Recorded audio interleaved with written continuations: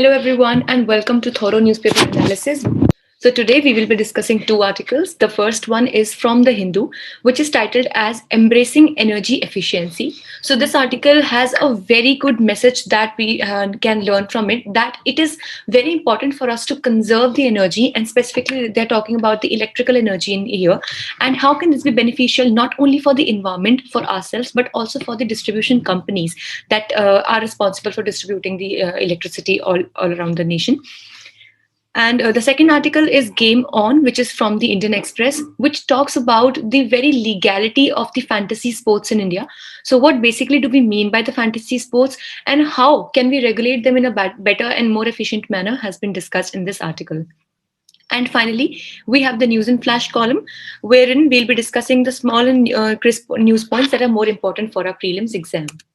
So if you're also preparing for judicial services examination, you can definitely have a look at the Lord of the Courses, which is the judiciary test prep course from LawSeco. The link to this course is available in the description box below, and from the landing page, you can also download free study material for your own preparation. Also, we're excelling into various other courses like for CLAT, All India Bar Exam, SEBI, etc. You can have a look at them too. So this is the multiple choice question from yesterday's discussion. Form 27 of Patents Act 1970 and the Patents Rule 2003 deals with, firstly, application for compulsory license; second, request for withdrawal of the application for patent; third, statement regarding the working of the patented invention on commercial scale in India; or fourth, none of the above. You can write down your answer in the comment section below. This is the descriptive question from today's discussion. Online fantasy sports industry is a multi-crore business in India which is expanding exponentially. Should it be regulated, for instance, or banned in the near future? Comment.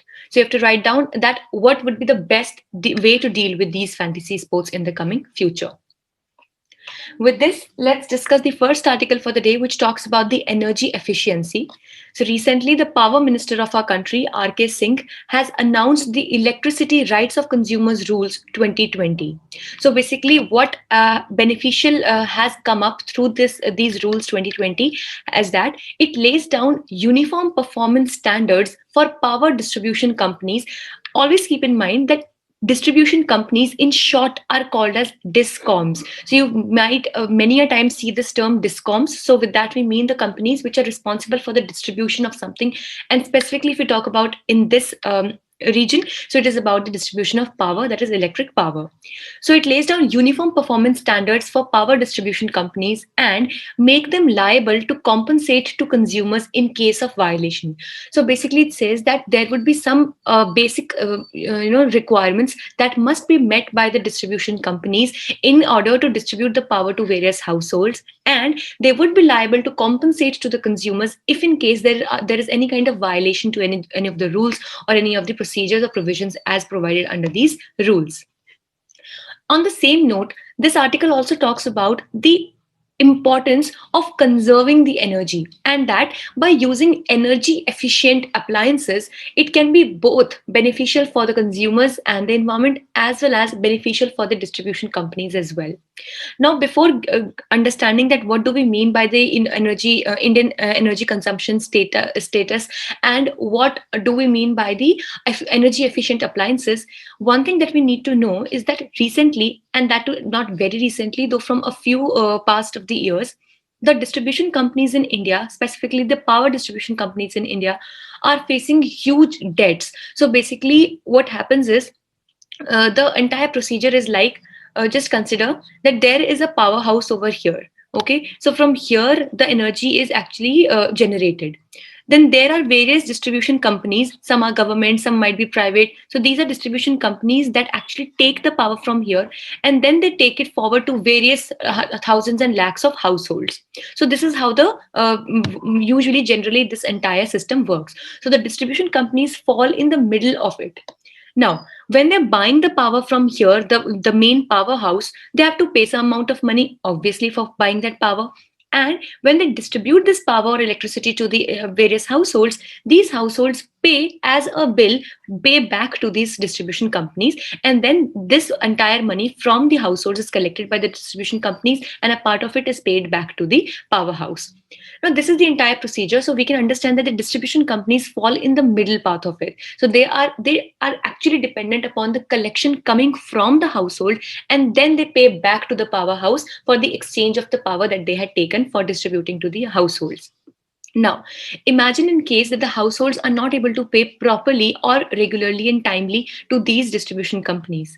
So definitely, these distribution companies also will not be able to pay back to the powerhouse in well in time. So, and this is not the only reason, but there are various other reasons due to which the power distribution companies in India are facing a lot of problem. They are in Many companies are in debt already, and others are facing a lot of financial burden. Now, in this scenario, the author, or actually the very idea that has been propagated in this article, is that if at all the households start consuming less energy, that is that they start efficiently using or efficiently conserving the power, then it will be easier not only for the households, because obviously they'll have to pay less of the bills. It will be better for the environment as well, and also the distribution companies will be, they will be relaxed to some extent, and thus their financial burden will also be reduced. So let's understand some data on India's energy consumption. So the residential electricity consumption is estimated to double by 2030, because now you know that appliances are becoming cheaper and cheaper day by day. Now, a 32 or 40-inch television is very easy. You can buy it just for 20 to 25,000 rupees. So as the appliances are becoming more affordable to the people, so they're tempted to buy more of these appliances, and that is why ultimately these appliances will use energy in the form of electricity, and thus it is estimated that the electricity consumption of our residential households would double by 2030, that is just in the coming 9 years. So, India Residential Energy Survey by Council on Energy, Environment and Water and Initiative for Sustainable Energy Policy says that more than 75% of the ACs and 60% of the refrigerators used in the Indian homes were star labeled. Now, by energy efficient appliances, we simply mean that the appliances that have the potential of consuming less energy, that is less electricity.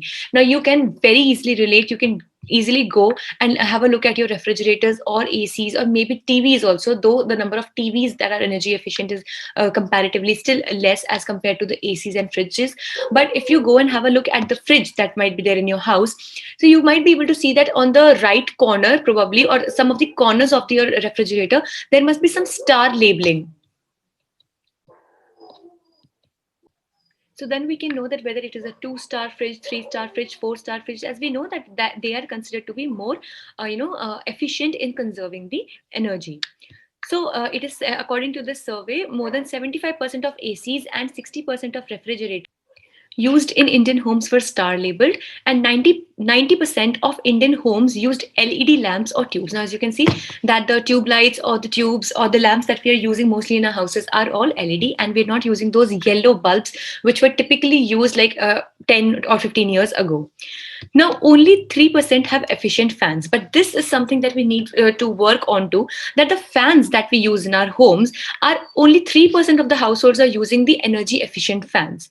Now, the problem with this is that many a times the energy efficient appliances are a bit costly as compared to the other or the normal appliances. But now, as the development in technology has taken place, so the TVs, refrigerators, and the ACs have become quite affordable to the a common man's pocket, and that is why all of us prefer to buy energy efficient appliances only. But when it comes to the fans, so the energy efficient fans are almost double the cost of the normal fans, and that is why people, or the general common people, tend to buy the normal fans instead of the energy efficient fans. And that is why it is desirable that we move better into this direction, and the fans also are provided firstly at the right cost, and also the awareness about this is also spread equally amongst the people. Now, here are the other steps and the needed are the way forward in this direction. We should improve availability and affordability of the energy efficient appliances, as we just discussed. Only less than 5% of the ceiling fans produced in India are star rated. So, yes, this is one area or the potential area where we can work into. Then India needs a nationwide consumer awareness campaign on energy efficiency, because many people don't even understand the meaning of star rated appliances, and they don't even understand the the efficient results that can be brought through the use of energy efficient appliances. And that is why awareness campaigns should be run all through the country. A decentralized and consumer centric engagement strategy is needed for that, and need to monitor supply quality and changing consumption pattern on a real time basis. Like for example, when we have seen these distribution companies, they put up the meters in our households, right? So at the end of the month, this meter tells as to how many units of energy or electricity did we consume, and according to the rate of that per unit electricity, we pay the bill. So if any household is using any energy efficient appliances, then the meters should be smart enough. They should be developed in such a manner that they can tell the households on a clarity basis that this is the amount of money, or these are the units of electricity that they have actually in real sense saved by using these energy efficient appliances, which would not only incentivize them for any future use but also show them the real time benefit of choosing energy efficient appliances. And then the Ujala scheme, which is the Unnat Jyoti Buy affordable LEDs for all. So this is the basic name of this scheme, Unnat Jyoti Buy affordable LEDs for all scheme, transform the market for LED bulbs and reduce annual emissions by 82 million tons. So basically this scheme of the government, it focuses on free distribution or distribution of free LEDs to various households, so that they can switch from the not so efficient bulbs to the use of LEDs, which are very energy efficient as compared to them. So this was all for this article. Let's discuss the second article for the day, which talks about the regulation on online fantasy sports. So firstly, we need to understand as to what are the online fantasy sports. Now you must have seen that there are various games which are played online through the internet, which are like, for example, there is some sport, some game related to the sport of cricket. So in that, there will be like players which are actually based on, these are the proxies of the real time players. Like for example, there would be players like Virat Kohli or other, the other cricketers would be there, and the performance of these players in that very fantasy sport would be corresponding to the real time statistics of the performance of these players in the real game of cricket. So like if Virat Kohli is performing well these days in the international cricket, so in that very game also his performance would be considered better. So this is what we generally understand by the fantasy sports. So India has emerged as a hub for online fantasy sports. So according to the report by KPMG, basically KPMG is based in Amsterdam, and it provides various kinds of services, financial and other kinds of services to the country. So according to their report, the number of users in the fantasy sports has grown from 2 million in June 2016 to 90 million by December 2019. So just in 3 years, can you understand that it is from 2 million to straight away 90 million? The revenue grew 3 times from 920 crore in 2018-19 to 2470 crore in 2019.